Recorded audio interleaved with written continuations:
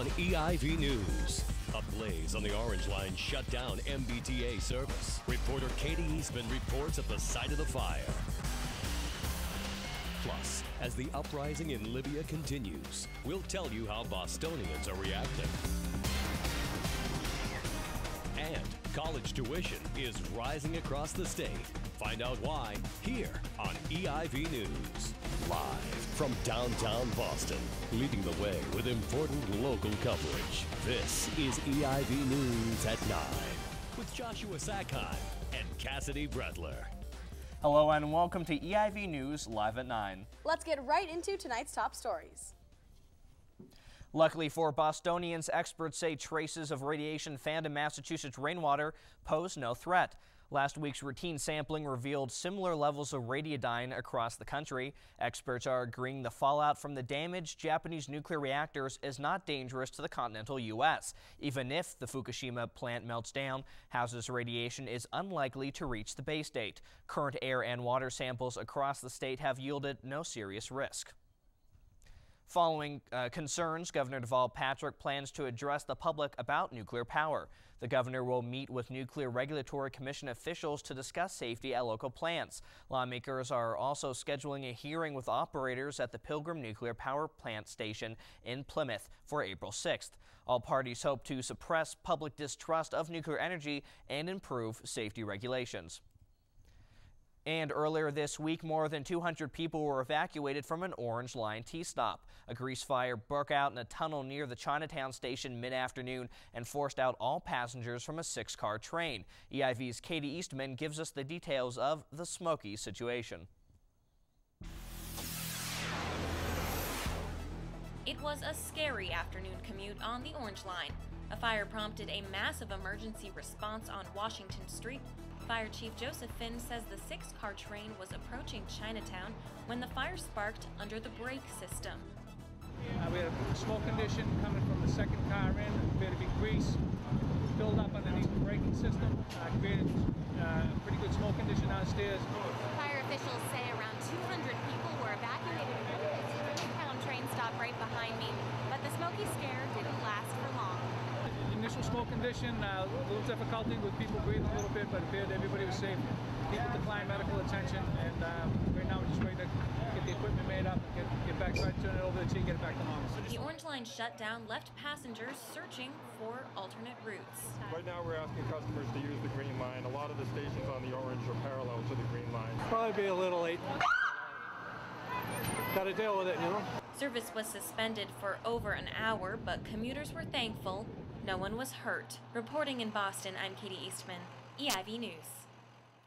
The W Hotel is changing owners. This deal comes just 1 year after its developer filed for bankruptcy. Maryland-based hotel investor Pebblebrook Hotel Trust is buying the W for $89.5 million. Pebblebrook will not buy the condo section, which will still operate under SW Hotel Ventures. The change in hands is said to be because of low sales of condominiums in the Theater District Hotel. Despite the change in owners, the hotel will still operate under the W name. Tragedy has struck the Sumner Tunnel. A Salem man is dead after a tragic car accident. On Sunday, Brian Hicks was ejected from his truck after losing control of the vehicle on a ramp leading into Sturrow Drive. Police say his truck was traveling at a high speed when he lost control of it. As the truck entered the ramp, it struck a Jersey barrier and Hicks was ejected from the vehicle. The truck traveled another 350 feet without a driver. UMass Medical School is laying off 63 employees. The university is citing financial concerns and potential reductions in funding as reasons for the layoffs. Administrative workers, security guards, maintenance workers, and fundraisers from the school's development office are all being let go. The layoffs come less than 2 months after UMass Chancellor Michael Collins received a $60,000 a year raise. The school says the two situations are not related. Many schools, including Harvard, are struggling to pay health benefits to their retirees. The Ivy League school's liability for medical coverage will approach $1 billion next year, more than the coverage of a mid-sized city. The school is expected to face difficult choices, including whether or not to raise tuition prices. Based on a Boston Globe study, these health benefits are enormous.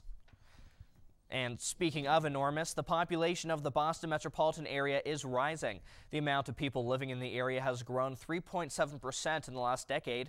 However, this is surprisingly slow in comparison to other large urban areas. The Boston metro area remains the 10th largest in the country, after cities like New York, Los Angeles, and Chicago.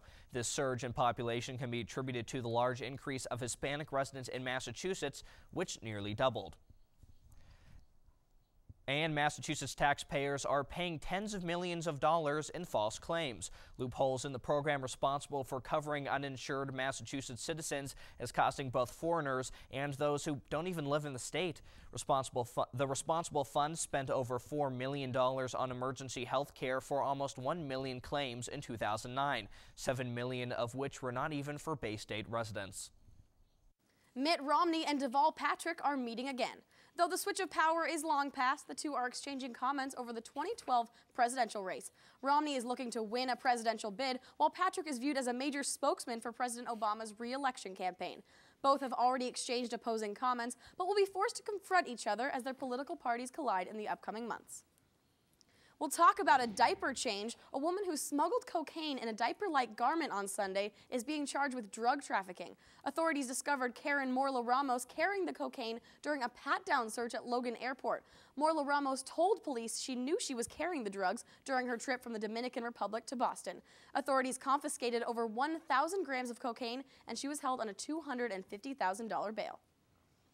The Arlington community might get to vote on another tax hike. Residents would vote on 2 override options, raising taxes on the town's average-priced home by hundreds of dollars. One option would increase the property tax levy by almost 10%, while the other would switch Arlington's trash removal service to a pay-as-you-throw program. Both options would save the town millions of dollars. The vote may come as soon as this April. Coming up, NASA is having problems communicating with a Mars rover. Find out what this means for space exploration. And EIV's Brittany Berkowitz has more on why Bostonians are protesting against the U.S. war efforts in Libya. Stay tuned.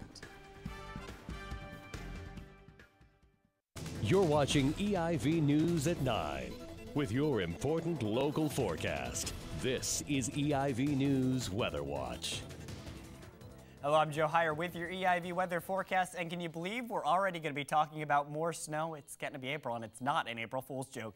Outside right now, temperatures already are 40 degrees. It's about 40 degrees in Boston, lower 30s as we head out towards the Cape. And temperatures are going to get cooler tonight. Taking a look as we head towards northwestern parts of the state, temperatures also in the 30s, about 37 degrees as we head out towards Adams. 39 towards the Cape, 36 in Worcester as well. So it is a pretty cool night out there. And nationally, 38 degrees in New York City. They had a little bit of snow earlier today. 34 out in Chicago, 51 in Seattle. They are getting another storm system. That storm system going to head its way east. You're looking for somewhere warm. Miami right now, about 80 degrees and pretty sunny down there. Not to, make anyone a little bit jealous. But for Boston, 37 degrees is going to get down to that about 11 o'clock. If you're waking up early tomorrow morning, 34 degrees, and then the fun begins. By tomorrow night, we are going to get ourselves a messy night. 45 the high tomorrow, but by tomorrow night, 7, 8 o'clock, going to start to rain. That's right, starts off as rain, but as we head towards dawn on Thursday and Friday morning, going to really start to get messy out there. Rain will change over to snow by the midday on Friday. Snow could accumulate 1 to 2 inches, won't be that big of a deal, but it is April 1st, and it is not an April Fool's joke. This is a big headline here. It could be very slick if you're getting going early on Saturday morning. Many icy patches will be possible. Rain could really come down heavy, and you got to watch out for those frozen puddles and slick spots, and certainly not really all that April-ish. Taking a look on the rest of the forecast, Saturday not looking too bad, 45 and sun, 52 on Sunday. Our next chance of rain comes with that storm system out of Seattle with 50 degrees for the high. Back to you guys at the desk.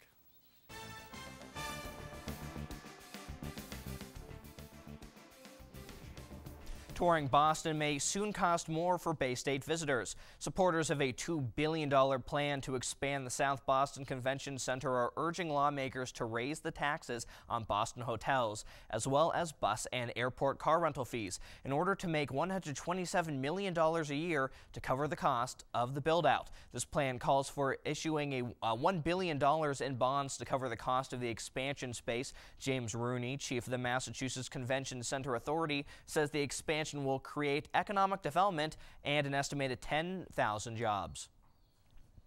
Perhaps in an attempt to silence the complaints associated with its reputation for poor service, AT&T plans to expand its network in Massachusetts by upgrading connections to alleviate voice and data traffic. The company didn't comment on the price of upgrades, but company-wide it plans to spend $19 billion on capital improvements. The company is also looking to improve its ability to serve the machine-to-machine market, where devices can access information through networks.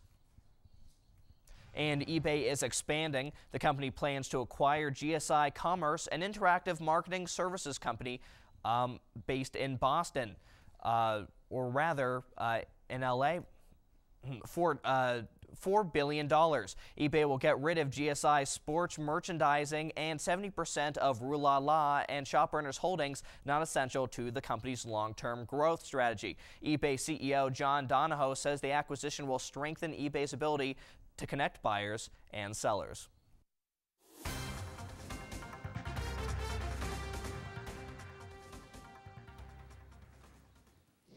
The walkout of Indiana House Democrats is over. 6 weeks ago, representatives fled the state to protest a Republican agenda that they considered an assault on labor unions and public education.